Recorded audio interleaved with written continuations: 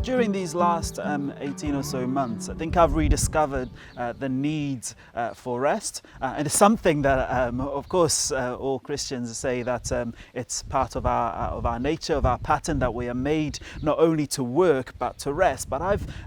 rediscovered the joy and the beauty of that enforced Sabbath rest. I think, although I've been part furloughed in the past 4 or 5 months, I think in the little time that I've been spending working, I've probably been a bit more effective in that I've been attentive to my work with prayer, and making sure that I use the little time that I have to work more effectively and in a more focused way. And going forward, that's something I want to take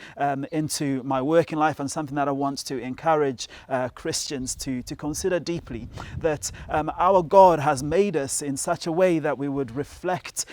Him in our work and in our lives. And one of the ways that we can reflect Him is not always being rushed off our feet, but being calm and at peace and content with the work that He has given us to do, and then finding our rest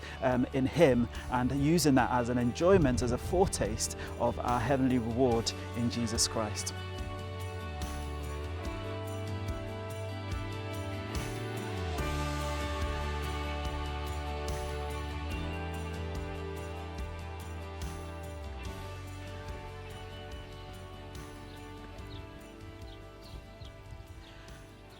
I think one of the ways that I'm going to use my newfound or rediscovered sense of the pattern of rest and work going forward is being a lot more encouraging and kind of pointing our people towards considering what they're called to be, as well as what they're called to do. Upon reflection, I often am asking people to do things as opposed to resting in the knowledge that they have in Jesus Christ. And so that's going to be